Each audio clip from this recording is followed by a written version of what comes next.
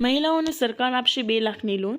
ગરીબી રેખા હેઠળ જીવન ગુજરાતી વિચરતી અને વિમુક્ત જાતિઓની મહિલાઓ માટે સરકાર ન્યૂ સ્વર્ણિમ યોજના લાવી છે। આ યોજના હેઠળ મહિલાને 2 લાખ સુધીની લોન મળશે, જેનો વ્યાજ દર વાર્ષિક 5% રહેશે। આ માટે 21 થી 50 વર્ષની વયમર્યાદા ધરાવતી લાભાર્થી મહિલાના કુટુંબની વાર્ષિક આવકની મર્યાદા ₹3 લાખ સુધીની રહેશે। અરજદારે લોન મેળવવા માટે યોગ્ય જામીન આપવાના રહેશે। આ લોનની ભરપાઈ 60 સમાન હપ્તામાં કરવાની રહેશે। વરસાદ અને ઠંડી અંગે અંબાલાલ પટેલની જાહેરાત। રાજ્યમાં છેલ્લા કેટલાક દિવસથી શિયાળાની ગતિ જાણે ધીમી પડી હતી, પરંતુ પાછલા એક દિવસમાં વાતાવરણમાં નોંધપાત્ર પલટો આવ્યો છે। તાપમાનમાં ખાસ ઘટાડો ન હોવા છતાં હવામાં વધેલી સૂકાશ લોકોમાં ઠંડીની લાગણી વધી રહી છે। અરબ સાગર અને બંગાળની ખાડીમાં બનેલા દબાણના પ્રભાવથી શિયાળાની આગળ વધતી ગતિ થોડા સમય થંભી ગઈ હતી। હવે ફરી રાજ્ય સ્તરે લોકો સવારે અને સાંજે ઠંડો પવન અનુભવવા લાગ્યા છે। મોદીએ 16 લાખ કરોડ માફ કર્યા। રાહુલ ગાંધીએ પીએમ મોદી પર શાબ્દિક પ્રહાર કરતા કહ્યું કે નરેન્દ્ર મોદીએ કેટલાક અબજોપતિઓના ₹16 લાખ કરોડ માફ કર્યા। આટલા પૈસાથી મનરેગા જેવી ક્રાંતિકારી યોજના 24 વર્ષ સુધી ચાલી શકી હોત। જેઓ પૂછે છે કે કોંગ્રેસની યોજના માટે રૂપિયા ક્યાંથી આવશે, તેઓ આ આંકડા લોકોથી છુપાવે છે। રાહુલે કહ્યું, મિત્રો પર દયા બહુ થઈ, હવે સમય આવી ગયો છે કે સરકારની તિજોરી સામાન્ય માણસ માટે ખોલી દેવામાં આવે।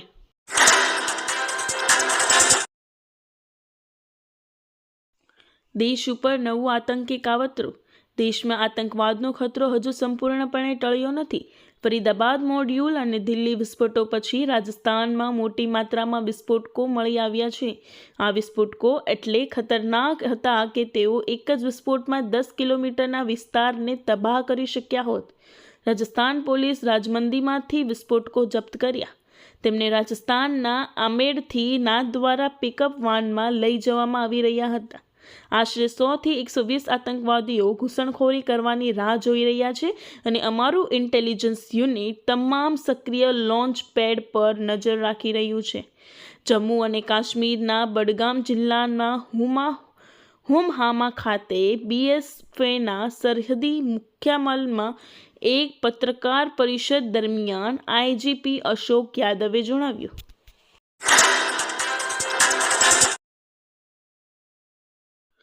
ખેડૂતોને 2000 હપ્તામાં વધારો। કેન્દ્ર સરકાર 2026-27 માટે બજેટ તૈયાર કરવાની લાંબી બહુસ્તરીય પ્રક્રિયા શરૂ કરી છે। આ મહિનાઓ સુધી ચાલનારી કવાયતનું નેતૃત્વ નાણાં મંત્રાલય MOF કરે છે અને તેમાં નીતિ આયોગ, સંબંધિત મંત્રાલયો, રાજ્યો અને ક્ષેત્રીય હિસ્સેદારોને સમાવેશ થાય છે। આ વર્ષે બજેટમાં ખેડૂતોને લાગતી મોટી જાહેરાતો સામેલ હોઈ શકે છે। ઘણા મીડિયા રિપોર્ટ્સ એવો પણ દાવો કરી રહ્યા છે કે સરકાર પીએમ કિસાન યોજનાની રકમ વધારીને 12,000 કરી શકે છે। પીએમ કિસાન સન્માન નિધિ યોજના હેઠળ રકમ બમણી કરવી એ બૂસ્ટર ડોઝ જેવું હશે। જો આવું થાય તો ખેડૂતોને દરેક હપ્તામાં 4,000 મળશે। જો કે જે સરકાર રકમ વધારીને 9,000 કરે છે તો તેમને દરેક હપ્તામાં 3,000 મળશે। મોંઘવારીમાંથી રાહત આવી છે એક ખુશખબર। માર્કેટિંગ યાર્ડમાં શિયાળાના નવા શાકભાજીની આવક શરૂ થઈ ચૂકી છે, જેને પરિણામે બજારમાં મલબલ શાકભાજીની આવક શરૂ થઈ ગઈ છે અને ભાવ પણ ઘટવા લાગ્યા છે। એક મહિના પૂર્વે આવેલા કમોસમી વરસાદના કારણે મોટાભાગનો પાક ધોવાઈ ગયો હતો, જેના કારણે તમામ શાક ભાવે આસમાને પહોંચ્યા હતા। મોટાભાગના શાક ₹100 થી 150 કિલો થઈ ગયું હતું, પરંતુ હવે નવી આવક સાથે ભાવ પણ ધીમે ધીમે ઘટી રહ્યા છે। હવે ₹300 ગેસ સિલિન્ડર। આસામના મુખ્યમંત્રી હિમંતા બિસ્વા શર્માએ રાજ્યના લાખો પરિવારો માટે ટૂંક સમયમાં ₹300 પ્રતિ સિલિન્ડરના ભાવે રસોઈ ગેસ વાસ્તવિકતા બનશે તેવી જાહેરાત કરી છે। તેમણે વધુમાં જણાવ્યું હતું કે ઓછી આવક ધરાવતા પરિવારો પરના નાણાકીય બોજના ઘટાડવાના હેતુથી આ પહેલ કરવામાં આવી છે, જે અરુણોદય યોજના અને પ્રધાનમંત્રી ઉજ્જવલા યોજના હેઠળ લાભાર્થીઓને એલપીજી સિલિન્ડર પર 250 રૂપિયાની સબસિડી પૂરી પાડશે. સોશિયલ મીડિયા પ્લેટફોર્મ પર એક પોસ્ટમાં શર્માએ કહ્યું, આસામના લાખો પરિવારો માટે 300 રૂપિયામાં રસોઈ ગેસ હવે માત્ર એક સ્વપ્ન નથી, પરંતુ ટૂંક સમયમાં વાસ્તવિકતા બનશે. આસામમાં અરુણોદય પરિવાર અને પીએમ ઉજ્જવલા લાભાર્થીઓને ટૂંક સમયમાં રાજ્ય સરકાર તરફથી તેમના એલપીજી સિલિન્ડર પર 250 રૂપિયાની સબસિડી મળશે, જેનાથી મારા પરિવારના સભ્યોનું જીવન સરળ બનશે. તો શું તમારું ચૂંટણી કાર્ડ રદ થઈ જશે? મતદાર યાદીના સ્પેશિયલ ઇન્ટેન્સિવ રિવિઝન કાર્યક્રમમાં છેલ્લી તારીખ 4 ડિસેમ્બર નજીક આવી રહી છે. ઘણા લોકોના મનમાં પ્રશ્ન છે કે જો તેઓ આ તારીખ સુધીમાં એસઆઈઆર ફોર્મ ભરવાનું ચૂકી જશે તો શું તેમનું નામ કાયમી ધોરણે રદ થઈ જશે? આ અંગે ચૂંટણી પંચે મહત્વની સ્પષ્ટતા કરી છે.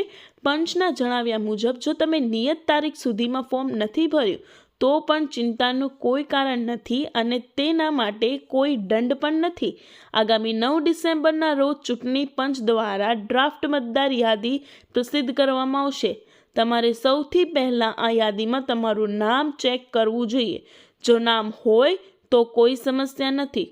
જો નામ ન હોય તો ગભરાશો નહીં. ડ્રાફ્ટ યાદી પ્રસિદ્ધ થયા બાદ જાન્યુઆરી 2026 સુધી દાવા અને વાંધા સ્વીકારવાનો સમયગાળો શરૂ થશે. આ સમય દરમિયાન તમે તમારી વિગતો ફરીથી સબમિટ કરી શકો છો. લ્યો હવે નવું આવ્યું. ખેડૂતો શું કરે? નસવાડી તાલુકા આદિવાસી સંગઠન દ્વારા ગારિયાધાર મામલતદાર કચેરી ખાતે આવેદનપત્ર આપી સૌરાષ્ટ્રમાં ભાગમાં ખેતી કામ કરવા ગયેલ નસવાડી તાલુકાના ખેત મજૂરને નુકસાની વળતરથી ચૂકવણી કરવામાં આવે તેવી માંગ કરવામાં આવી હતી. પ્રાપ્ત વિગતો અનુસાર ગુજરાતમાં 1 મહિના પહેલાં જ કમોસમી વરસાદના કારણે થયેલ નુકસાનનું વળતર ખેત મજૂરોને પણ ચૂકવવામાં આવે તેવી માંગ સાથે આવેદનપત્ર આપવામાં આવ્યું હતું.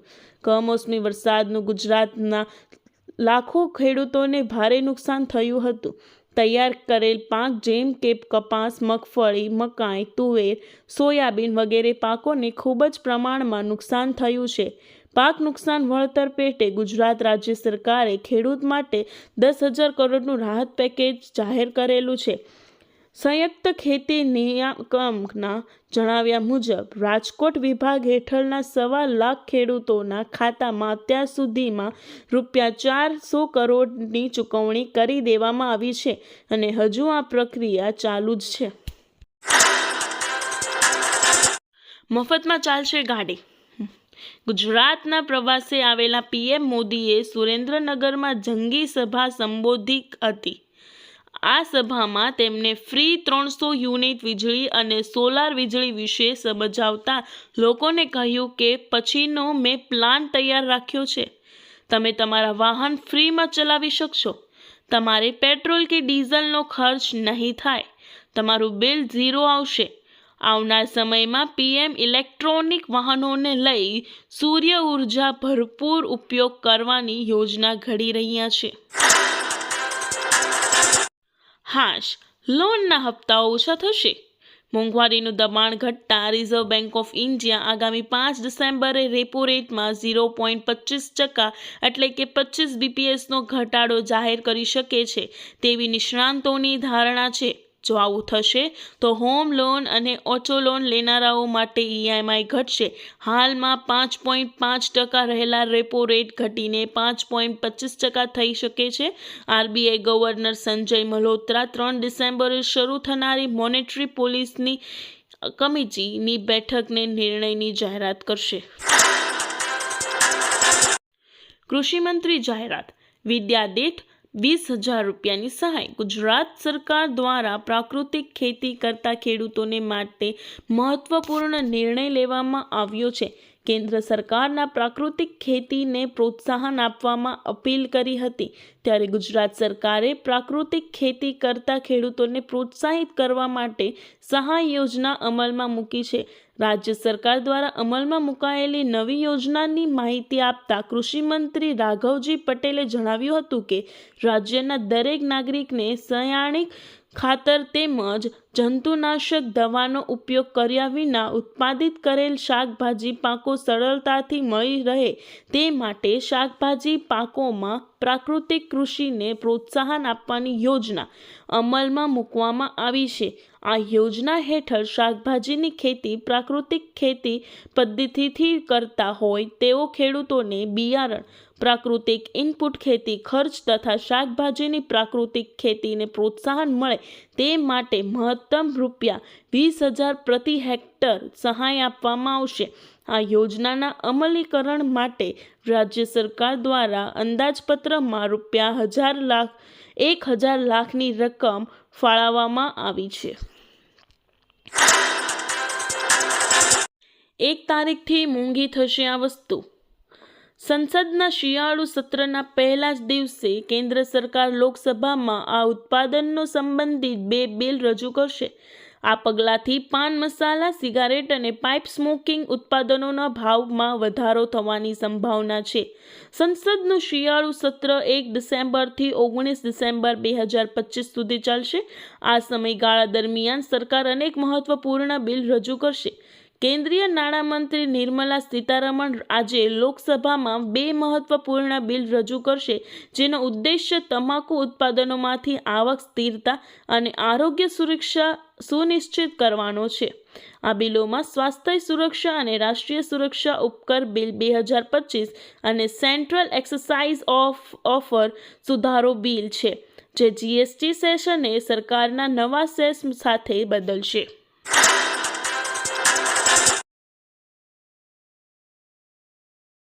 આયુષ્યમાન કાર્ડ બંધ થયા ચેતજો. ગુજરાતમાં આયુષ્યમાન ભારત યોજના હેઠળ આ વાત્સલ્ય માં અને મધ્યમ વંચિત વર્ગના અંદાજે 13 લાખ કાર્ડ આવકના ધોરણે રિન્યુઅલ ન થતાં ઇનએક્ટિવ થયા છે. સરકારે SMS જાહેરાતો અને માર્ગદર્શન આપ્યા છતાં અનેક લાભાર્થીઓને રિન્યુઅલ કરાવ્યું નથી. પરિણામે સારવાર સમયે લોકો કાર્ડ એક્ટિવ કરાવવા દોડધામ કરતા જોવા મળે છે. આરોગ્ય વિભાગે અપીલ કરી છે કે લાભાર્થીઓ વહેલી તકે કાર્ડ રિન્યૂ કરાવી લે, જેથી કોઈ વંચિત ન રહે.